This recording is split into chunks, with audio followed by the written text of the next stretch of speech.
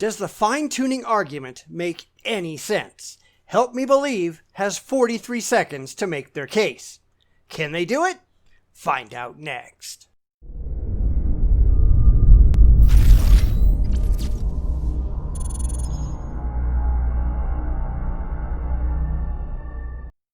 This is going to be a really quick video because the video I'm responding to is only 43 seconds long. But in those 43 seconds, Help Me Believe fails spectacularly, which is hardly a surprise. Because with only a short time to fill, he doesn't have time to hem and haw and try to justify the crazy premises or the bad arguments that he's trying to push. It's just trot them out there and leave them sitting around for all to see. And when all can see them, they just don't fare well. So here we go with Help Me Believe, showing why this is such a terrible argument. In fact, why all of these are just terrible arguments, and why no one in their right minds should ever take them seriously.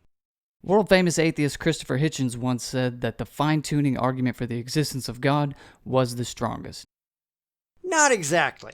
In the debate with Rabbi David Wolpe from 2008, which is the one that everyone trots out when making this claim, Hitch actually said the following. Now to this knife edge point. Why are people so impressed that it so nearly didn't happen? Some designer, I might mention, on the knife edge point. Knife edge is exactly the right metaphor, as it turns out.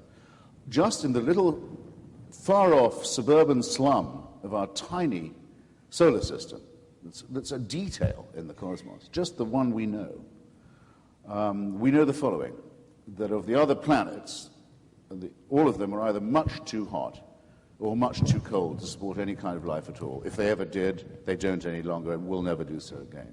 And that is true of very large tracts of our own planet. They're either too hot or too cold, and it's on a climatic knife edge as it is, and is waiting for the sun to swell up into a red dwarf, boil the oceans, and have done with the whole business. And we even know roughly the date on which that will occur. That's just in our suburb. It's in our hood. So we may have a little bit of somethingness now, but there's a great deal of nothingness headed our way. Some design, huh? They were waiting for us. It was waiting for us to occur, for you and me to arrive. 98.9% of every species that's ever been on Earth has already become extinct. So if there's a creator or designer, and I can't prove there isn't, who wanted that, this designer must be either very capricious, very cruel, very incompetent, or very indifferent. Grant him, and you must grant all that. You can't say, oh, what a welcome. What a table was spread for us to dine at. The fine-tuning argument goes like this. The universe is fine-tuned for the existence of life. What life? Certainly not our life, because we can't survive in the vast, overwhelming majority of the universe. We can't even survive on the majority of our own planet. Vast deserts, huge frozen wastes, not to mention that 3/5 of the planet is covered with water that we can't survive in unaided. Even the idea that our own planet was made for us is totally absurd. Without technological advancements, we'd be pretty limited to a small area of coastal land, just to those places where we could get water so that food would grow, where there are game animals freely available to hunt, where there aren't a lot of nasty predators with a taste for human flesh, etc. So no matter what metric you're going by, you're just wrong. This fine-tuning is either due to physical necessity, chance, or design.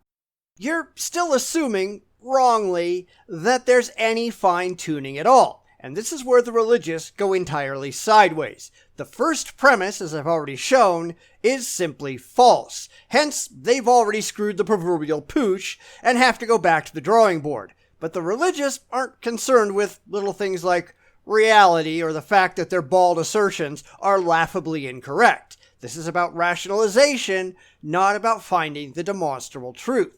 so everything from here on out is just an exercise in futility on their part, or an exercise in frustration on mine. But sure, you want to think that there are 3 reasons something that is flat out wrong happened? Yeah, okay.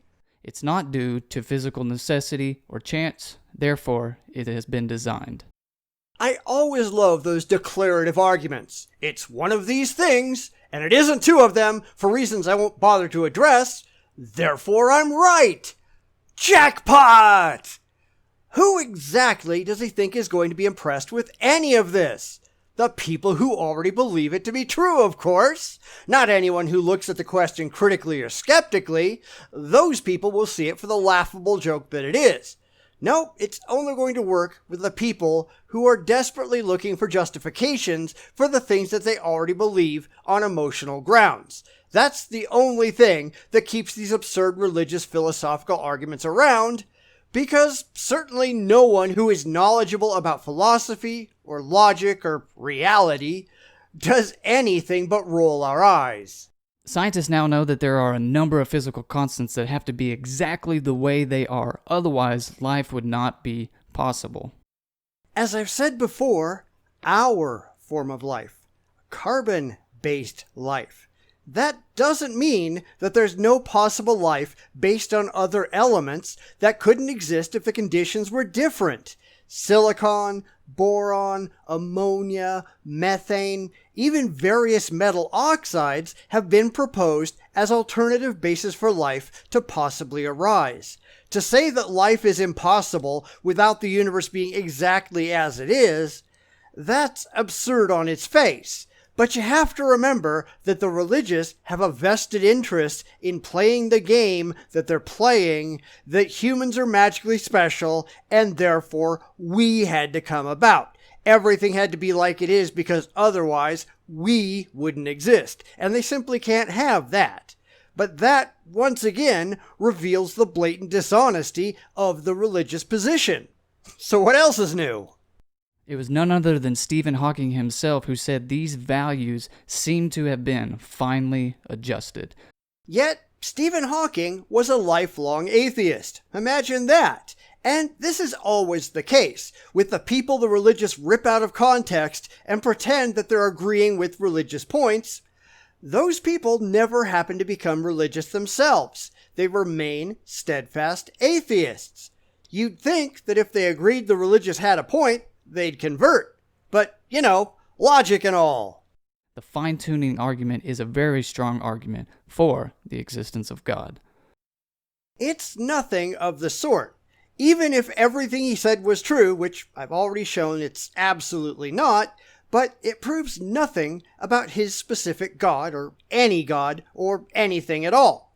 All it says, again if it had any validity, which it doesn't, is that the universe is fine-tuned. It says nothing at all about who or what might have fine-tuned it. And that's how every single solitary philosophical religious argument operates. Bad argument X exists, therefore the conclusion that I want to reach is true. But it never even tries to reach that conclusion or show that said conclusion is a valid and demonstrable explanation for argument X. It simply says that it's true. Why? Because they want it to be. But you can insert anything you want into the conclusion, and it makes just as much sense. Bad argument X proves the existence of unicorns, or leprechauns, or Santa Claus, or magical intangible universe-creating pixies. It doesn't matter. You haven't actually proven anything, except that you're gullible and intellectually dishonest, and we already knew that. And again, this is why videos like these are inevitably aimed at the already religious instead of at the skeptical, because he knows that the skeptics will just laugh at him, whereas the religious, people desperate for reasons to believe, will lap it up. There it is, quick and dirty, why all of these arguments fail, because all of these arguments are made only to appeal to the already fanatical. They make no sense to anyone else. No sense at all.